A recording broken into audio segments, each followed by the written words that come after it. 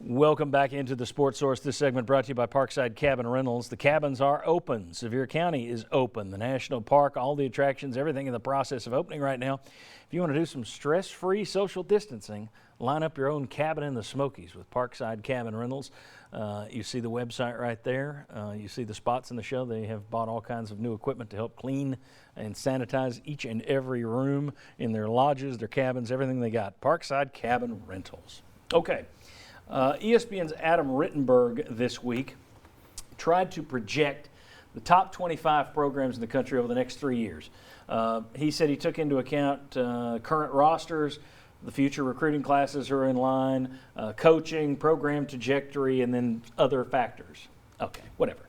It's a list of what he thinks will be the best 25 programs in the country over the next 3 years, not year by year, but just that general term, 3 years. Here's the top 25. Did Tennessee make the list? No, they did not. 6 other SEC schools made the list: Alabama, Georgia, LSU, Florida, all in his top 10. No Tennessee.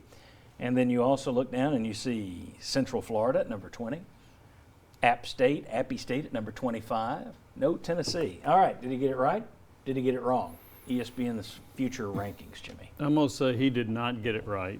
I'm going to say that because I really like what Tennessee's doing in recruiting, right? The other part of that equation is I like the player development of Jeremy Pruitt and his staff. So that combination tells me that Tennessee can be a top 25 program in the next 3 years.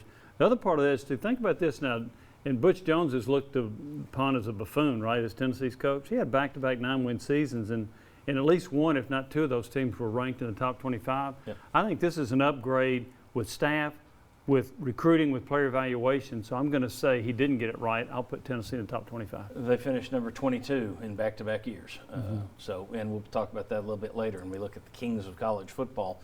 Ryan, do you think he's got it right, or do you think he's got it wrong with Tennessee? I'm going to say he's got it wrong, too. I mean, if Tennessee's not a top 25 program over the next 3 years, it means they're not getting some things right in recruiting right now, but we think they're doing well, or it means they're really not developing players well, which, as Jimmy's pointed out, that's something they've done well so far. So to me, something would have to dramatically change from what we've seen so far, or something would have to be proven to be sort of a facade that's been misleading to this point, and I just don't have any reason to think that. So I think Tennessee's a top 25 team the next few years.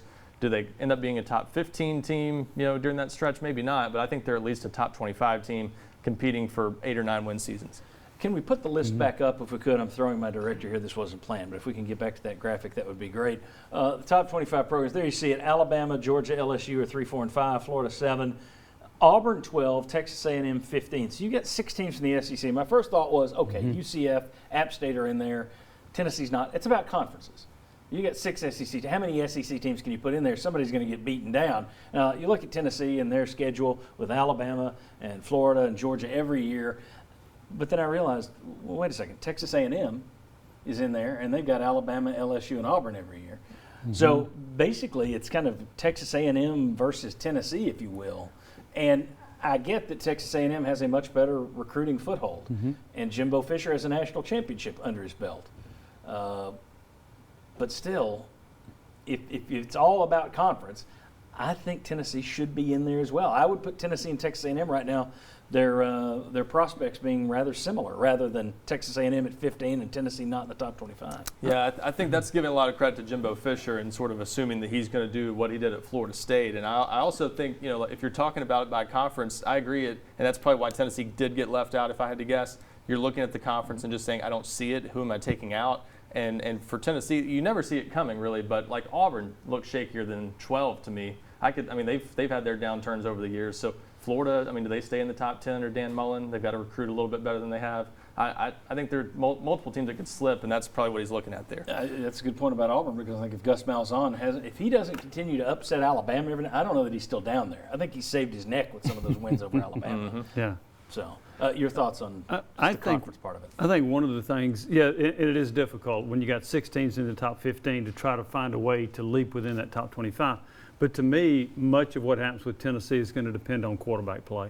I think they're going to be fine everywhere else. If they get good quarterback play, which I would anticipate with Harrison Bailey going forward, Garantano this year and Bailey thereafter probably, then Tennessee, I think, will be a top 25. But I think a lot of that's going to come down to how well your quarterback play is. You mentioned the 2 top 25s they had. with Josh Dobbs as your quarterback, he's pretty effective Yep. as a quarterback. Good point. All right. We've talked about recruiting a lot the last couple of weeks, and I've had some people ask me, all right, how many people can Tennessee sign? Is it straight 25? Or can they go over? Can they back count? What about blue shirting? What about gray shirting? What about green shirting? What about chartreuse shirting? We're going to answer all that. Ryan Callahan is the recruiting guru for GoVols247.com. We're going to break all this down. So if you want to know about Tennessee signing class and you're not one of these guys that goes completely underwater on it and deep dives into it and you're just kind of a casual fan, it's going to be explained for you in the next segment. Come on back. We'll talk Vols signing class.